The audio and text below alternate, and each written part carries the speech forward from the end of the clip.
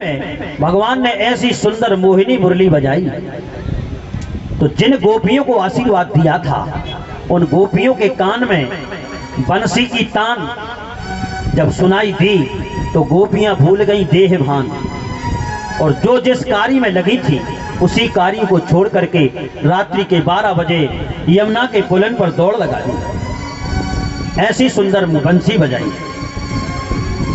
ऐसी बजाई तूने अरे बांसुरी निंदिया नया वे सारिया ऐसी बजाई तूने बांसुरी निंदिया नया वे सारिया ऐसी बजाई तूने बांसुरी निंदिया नया वे सारिया ऐसी बजाई तूने बांसुरी निंदिया नया वे सारिया। अरे बांसुरी बांसुरिया ने मन मेरो हर लीनो, अरे बांस की बांसुरिया ने मन मेरो हर लीनो, गोरी गुजरिया बरसाने की, होरी गुजरिया बरसाने की, ओरी गुजरिया बरसाने की, होरी गुजरिया बरसाने की, कोई सुने ना तेरी बात निंदिया नया वे सारिया। ऐसी बजाई तूने बांसुरी निंदिया नया वे सारिया। ऐसी सुंदर मोहिनी मुरली बजाई जो जिस काम में लगी थी गोपियां और दौड़ लगा दी। एक तो श्रृंगार कर रही थी, आंख में काजल, ओठ में लाली और सजनों ऊट पटांग कपड़ा पहन के जो है दौड़ लगा दी तो उल्टा सीधा हो गया श्रृंगार, लाली लग गई आंख में और काजल लग गया होठ में। अब विचार करो, ऐसे ही दौड़ लगा दी। एक भोजन बना रही थी और एक भोजन परोसने जा रही थी। उसी समय कन्हैया की मुरली बजी तो सज्जनों क्या हुआ, संध्या का समय था और उसी समय सज्जनों ससुर के लिए सुंदर थाल सजा के और भोजन रखने के लिए, भोजन परोसने के लिए जा रही थी और डलिया में भूसा रख के गौशाला में जा रही थी, गाय के सामने रखी। लेकिन कन्हैया की आवाज मुरली की जब पड़ी कान में तो देह भान भूली और क्या हुआ, और कन्हैया से जाके कह रही है गोपी, ए लाला कम से कम 1 घंटा तो मुरली बजाया करो। बोले क्यों? जब तुम्हारी मुरली बजती है तो सब उल्टा पुल्टा हो जाता है। बोले काना तेरी मुरलिया दीनी जुल्म गुजार और भूसा धर दो ससुर के भोजन गऊ की हिसाब। अच्छा हाँ, ऐसा हो जाता है। इसलिए सज्जनों जब आवाज बंसी की पड़ी, हजारों गोपियां पहुंची। भगवान ने पहले तो स्वागत किया, ए गोपियों स्वागत है, स्वागतम वो महाभागा लेकिन प्रियम किम करवाणी चा। आपका स्वागत है, लेकिन एक बात बताओ, आने का प्रयोजन क्या है, कारण क्या है? रात्रि को तुम अपने पति को छोड़ करके आ गई। देखो भगवान स्वयं प्रश्न करते, स्वयं जवाब देते। अच्छा तुम इसलिए आई हो कि तुमने ये रात्रि की छटा नहीं देखी चांदनी, अब देख ली, अब वापस चली जाओ। क्या तुम गोपिया इसलिए आई हो कि तुम्हारे पति से झगड़ा हो गया, इसलिए आई हो? एक गोपी ने मुंडी मटका दी, बोले ऐसा भी कुछ नहीं हुआ। और सुनो, पातिव्रत धर्म का बड़ा सुंदर उपदेश दिया गोविंद ने। इन देवियों के लिए सावधानी से समझो आप, बहुत अच्छी शिक्षा है। भगवान ने कहा ये ठीक बात नहीं है। पातिव्रत धर्म की विशेषता है शास्त्रों में। पतिव्रता के धर्म के प्रभाव के कारण भगवान शंकर का और त्रिशूल भी सजलो दैत्य राज सजनो, आपने देखा होगा जालंधर के ऊपर कोई प्रभाव नहीं पड़ा। पातिव्रत धर्म का बहुत महिमा है शास्त्रों में इन देवियों के लिए। आज भगवान इन गोपियों को समझा रहे हैं कि हे गोपियों, एक पति पत्नी आपस में प्रेम करते हो, और एक दिन क्या हुआ, एक पत्नी आंगन में बैठ के चावल नुका रही थी। उसी समय उसका पति आया और गोद में सिर रख के वो सो गया। लेकिन क्या हुआ, जब उसकी नींद लगी, उसी समय एक 2 वर्ष का बालक उसके सामने से चला रहा था, और उसके देखते देखते बीच में चूल्हे में आग जल रही थी। वो बालक आग में कूद गया। लेकिन अपने पति की नींद न टूट जाए, न हमारा पातिव्रत धर्म नष्ट हो जाएगा, इसलिए वो बालक को बचाने नहीं गई। लेकिन जब पति की नींद खुली और वो चूल्हे के पास वो पत्नी पहुंची, तो क्या देखा? बोले क्या देखा कन्हैया? बोले पातिव्रत धर्म के कारण उसका बालक आग में खेल रहा है, आग भी शीतल हो गई। और तुम कैसी हो जो रात्रि के 12 बजे सोते हुए पति को छोड़ के आ गई? इसलिए एक काम करो, वापस चली जाओ। इसलिए शास्त्रों में इन देवियों के लिए बहुत अच्छी बात लिखी है। बोले बिन श्रम नारी, बिन श्रम नारी परमो गति पतिव्रत धर्मो नारी चल गई।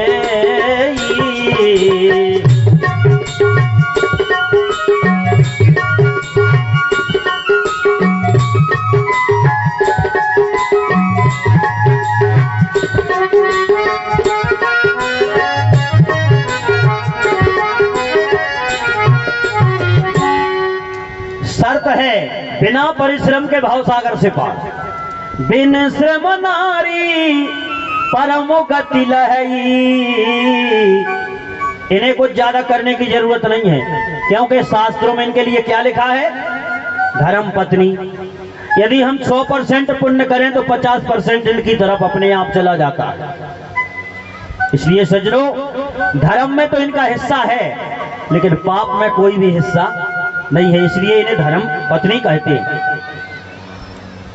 और सज्जनों, इनके लिए पदवी अपने आप प्राप्त हो जाती है। ये बिल्कुल पढ़ी लिखी ना हो, अगर कहीं डॉक्टर के पास पहुंच गई तो डॉक्टर नहीं, इन्हें बज नहीं है, नहीं। मास्टर जी के यहाँ पहुंच गई तो मास्टर नहीं, पंडित जी के यहाँ पहुंच गई तो पंडिताइन है, नहीं। पटेल के यहाँ पहुंच गई तो पटेलन। बिल्कुल पढ़ी लिखी ना हो, है नहीं। डाकिया के यहाँ पहुंच गई तो डाकनी, हाँ डाकनी है।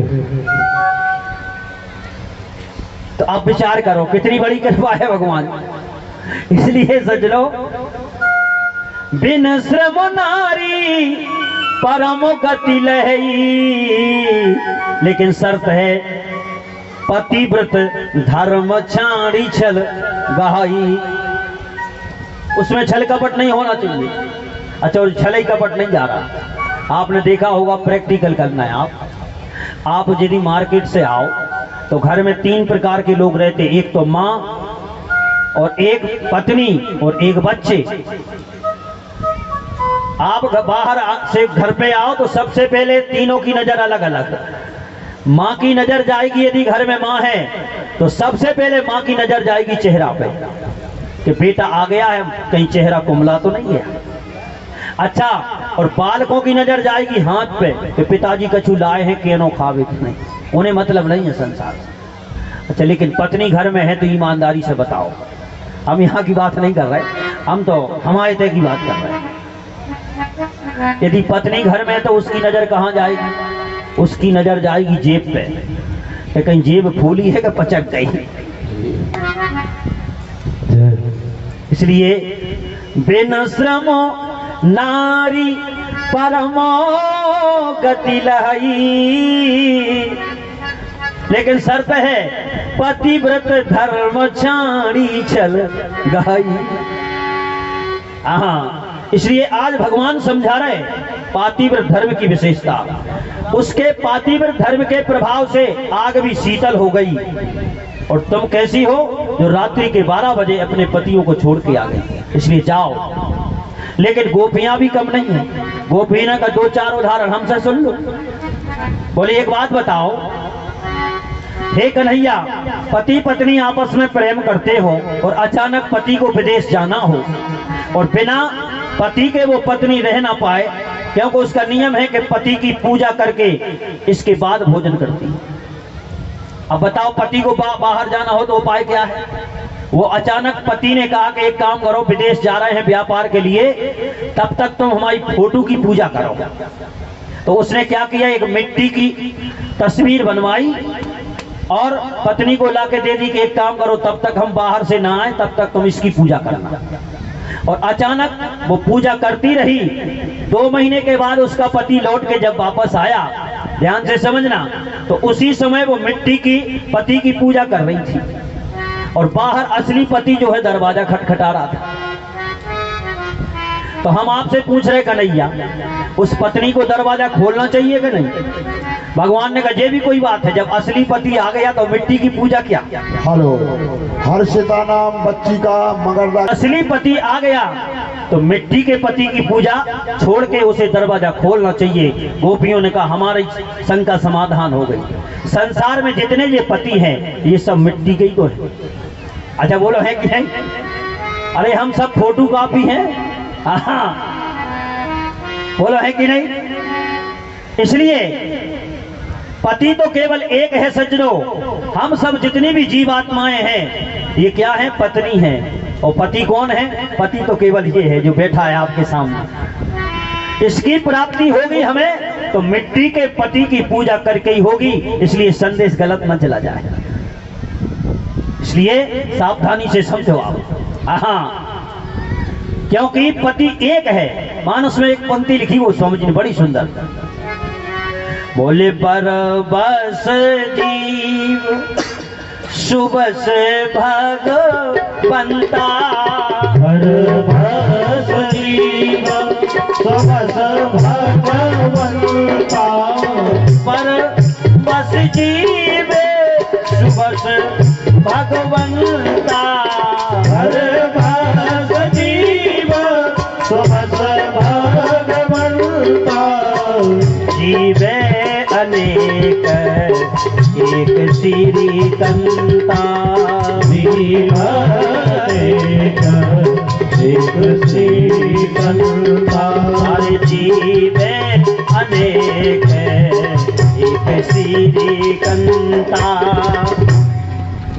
जीव हजारों लाखों हैं, लेकिन सज्जनों उनका पति केवल एक ही है।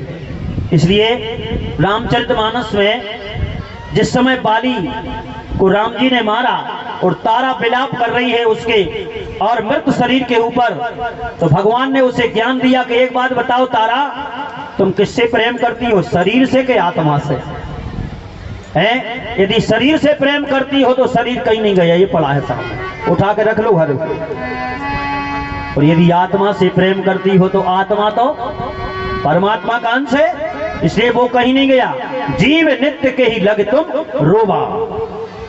इसलिए सज्जनों, संसार में जितने शरीरधारी हैं वो सब 5 तत्व से बने हैं, ये सब मिट्टी है।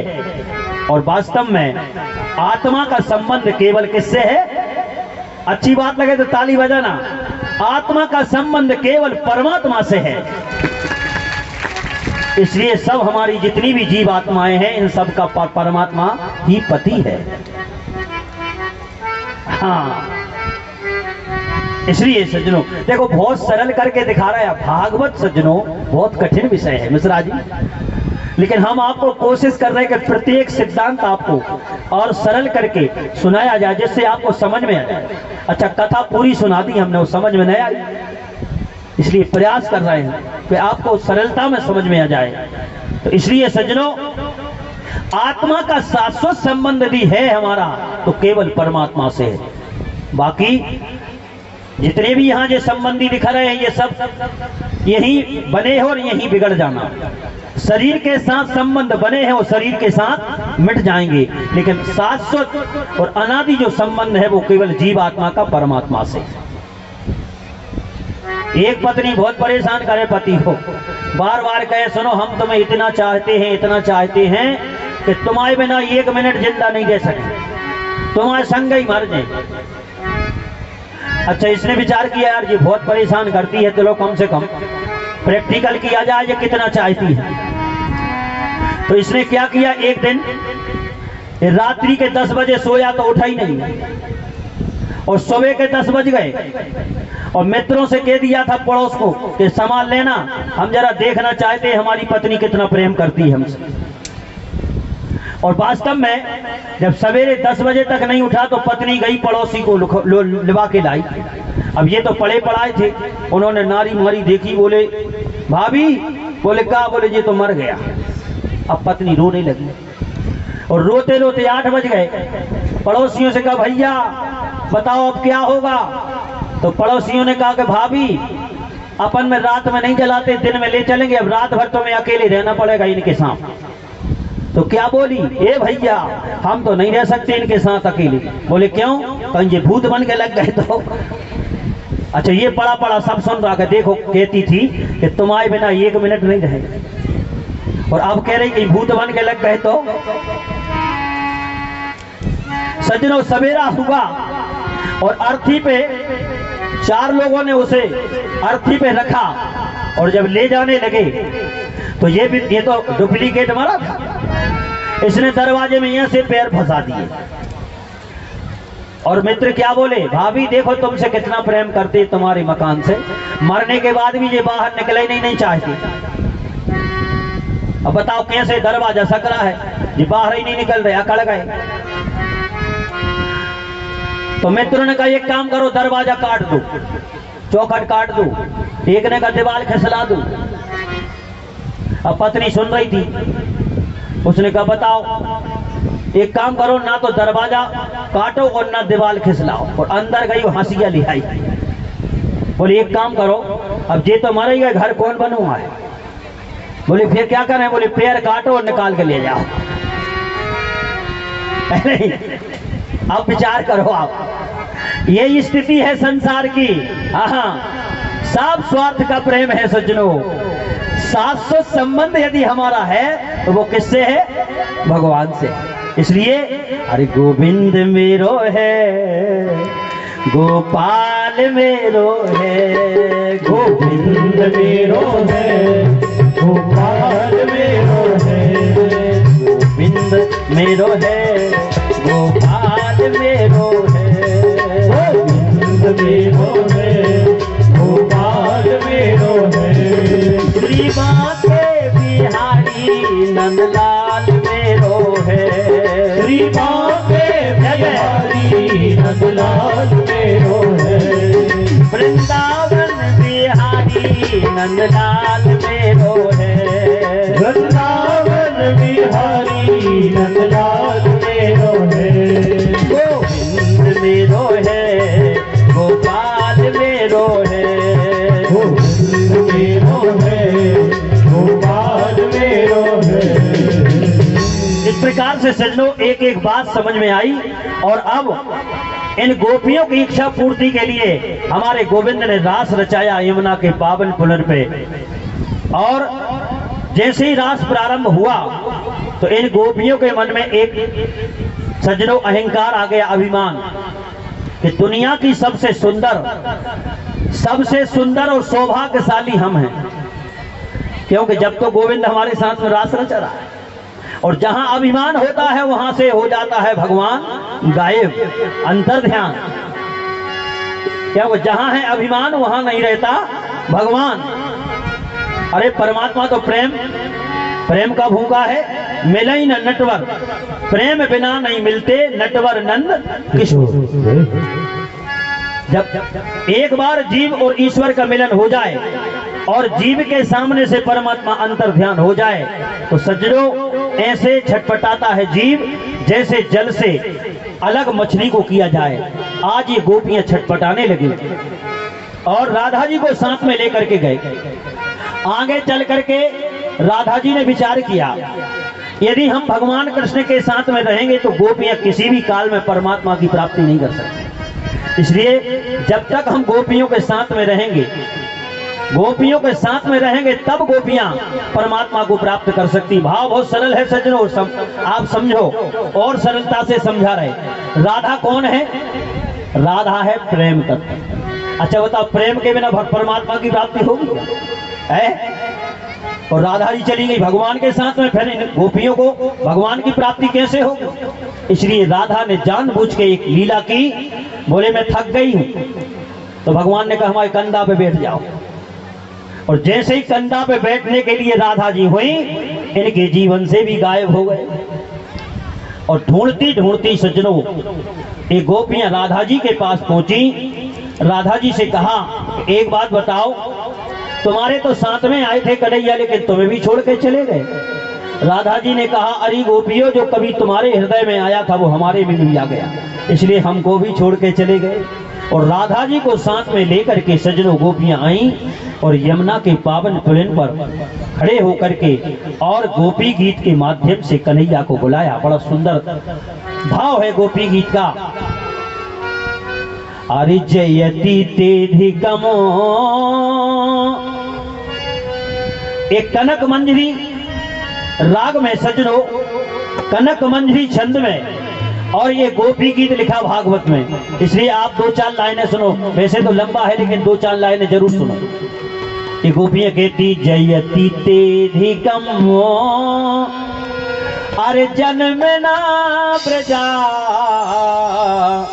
श्रियते इंदिरा शाश्वतात्रि। जयति तेधिकमो जन्मना प्रजा श्रियते इंदिरा शाश्वतात्रि। जयति तेधिकमो जन्मना प्रजा और श्रियते इंदिरा शाश्वतात्रि। जयति तेधिकमो जन्मना प्रजा श्रियते इंदिरा शाश्वतात्रि। अरे दयति दृश्यता दिक्षुतावकाश द्वैधता स्वाम चिन्वते। जयति दृश्यता दिक्षुतावकाश द्वैधता स्वाम चिन्वते। शरद उदासिये साधु जात सत सरस जोधर श्रीम साधसा। शरद उदासये साधु जात सरस जोधर श्रीम साधसा। गोपियां कहती हैं हे कन्हैया, यदि आप का जन्म जब से ब्रज में हुआ है, जब से देवराज इंद्र का स्वर्ग भी फीका लगने लगा है, ब्रज का मान बढ़ गया। और इसी प्रकार यदि विरह की अग्नि में हमें मारना था तो बड़ी बड़ी आपदाओं से आपने क्यों बचाया? कभी अघासुर से, कभी बकासुर से, कभी पूतना से क्यों बचाया? क्या आज विरह की अग्नि में मारने के लिए बचाया था? और सुनो, हमारे प्राण निकल जाते लेकिन निकलते क्यों नहीं है? इसलिए नहीं निकलते कि ये तुम्हारी जो कथा है, ये कथा अमृत का काम कर रही है। और भगवान की कथा क्या है? अमृत है। इसलिए प्राण निकल जाते अभी, लेकिन तुम्हारी कथा जब तक कानों में रहेगी तब तक हमारे प्राण नहीं निकलेंगे। तब वो कथा अमृतम तप्त जीवनो, अरे कभी भी रीडतम कल्मषापोहम श्रवण मंगलम श्रीमदादितम भुवि गृह्णन्ति ते भोरेदा जना। आप कहोगे कि सुनो हे गोपियों, तुम हमारी प्रेमी नहीं हो। प्रेमी तो त्रेता में दशरथ था, जिसने हमारे वियोग में 1 मिनट में प्राण छोड़ दिया। राम राम कह राम कह, राम राम कह राम, और तनु पर हरि रघुबर बिरहे, राउ गयो सुरधाम। सत्य प्रेम जही राम पर, ऐसा प्रेमी और कोई नहीं है। लेकिन गोपियों ने कहा सुनो, त्रेता में एक प्रेमी और था लेकिन उसके प्राण नहीं निकले। कौन था? बोले सीता। लंका में कितने दिन रही तुम्हारे वियोग में, लेकिन उनके प्राण क्यों नहीं निकले? बोले क्यों नहीं निकले? बोले इसलिए, बोले नाम पाहरू दिवस निश, ये तुम्हारा नाम जो है प्राणों की रक्षा करता है। सज्जनों ध्यान से समझना, धर्मो रक्षति रक्षिता। घर से आप निकले तो भगवान का नाम लेकर के निकलो। सज्जनों निश्चित है वो भगवान का नाम जो है दिखाई जरूर नहीं देता। आपके जीवन में कोई भी धर्म हो गया है तो वो धर्म और भगवान नाम ही आपका 24 घंटा साथ देता है, इर्द गिर्द रहता है, दिखाई भले ही न दे। और यही लोग तो छोड़ो, इस लोक को छोड़ करके जब परलोक की यात्रा करेंगे तो वो ही साथ जाएगा, बाकी सब यहीं पड़ा रह जाएगा। इसलिए साफ कह दिया, साथी है मित्र गंग से जल बिंदु पान तक, और अर्धांगिनी बढ़ेगी तो केवल द्वार तक। है नहीं? परिवार के लोग चलेंगे इस मसान तक, और बेटा भी हक निभाएगा तो अग्नि दान तक। फिर आगे क्या जाएगा? बोले इससे तो आगे हरि भजन ही है साथी, हरि के भजन बिन अकेला रहेगा। भजन ही है साथी, हरि के भजन बिन अकेला रहेगा। ये मन ये 2 दिन का मेला रहेगा, कायम न जग का झमेला रहेगा। ये मन ये 2 दिन का मेला रहेगा, कायम न जग का झमेला रहेगा। ये मन ये 2 दिन का मेला रहेगा, कायम न जग का झमेला रहेगा। रे मन ये 2 दिन का मेला रहेगा, कायम न जग का झमेला रहेगा। इसलिए भगवान का नाम आपका सहारा है। इसलिए सज्जनों विचार करना, आज ये गोपियां कह रही हैं सीता जी के प्राण भी निकल जाते, लेकिन सीता जी के प्राणों की रखवाली कौन कर रहा है? बोले नाम पाहरू दिवस निश। जैसे ही प्राण निकलने को होते हैं सीता जी के, तो नाम रूपी जो पहरेदार है वो सामने खड़े हो जाते हैं, प्राणों को निकलने नहीं देते, पहरा दे रहे हैं नाम। और जैसे ही नाम महाराज अलग होते हैं तो ध्यान तुम्हारे कपाट, ध्यान रूपी किवाड़ लग जाता है नहीं? और लोचन निज पद जंत्र ते। अब आप ही बताओ भैया, प्राण जाए के ही बात, कौन से रास्ते से प्राण निकले? आज ये गोपियां भी कह रही हैं तब कथामृतम तप्त जीवनो। ये आपकी जो कथा है ये हमारे प्राणों को निकलने नहीं दे रही, क्योंकि कथा क्या है सज्जनों? भगवान की कथा अमृत है, और जब तक कथा कानों में पड़ती रहेगी जीव अमर हो जाए। अच्छा बताओ, भगवान शंकर ने क्या सुना है? आज ये वो सोमवार है, भगवान शंकर ने केवल अमर कथा सुनी है। इसलिए हमारे यहाँ 4 प्रकार के प्रलय हैं शास्त्रों में, नित्य प्रलय, नैमित्तिक प्रलय, प्रलय और महाप्रलय। महाप्रलय में देवताओं ने जो अमृत पान किया है वे भी मर जाते हैं, लेकिन जिन्होंने जहर पिया है और जहर पी के जिन्होंने अमर कथा का पान किया है वो बचते हैं। कौन है? भगवान भोले बाबा। इसलिए इन्हें क्या कहते हैं? बाबा अमरनाथ। बोलिए अमरनाथ बाबा की जय हो। इसलिए भगवान की कथा अमृत प्रदान करती है सज्जनों। आज गोपियां जब रोने लगी, और गोपियों का रोना सासुर हो गया, देखो, जिसका रोना और गाना सासुर हो जाए तो समझ लेना कि परमात्मा की प्राप्ति हो गई। जिस समय गोविंद के गुणानुवाद सुनते समय हमारे रोम रोम खिल जाएं, अश्रुपात होने लगे, तो उस समय समझ लेना परमात्मा आपके हृदय में प्रकट हो गया। भगवान स्वयं कहते हैं, अरे मम गुण गावत पुलक शरीरा, मम गुण गावत पुलक शरीरा, मम गुण गावत पुलक शरीरा, मम गुण गावत पुलक शरीरा, गद गद गिरा नयन बहनीरा, गद गद गिरा नयन बहनीरा।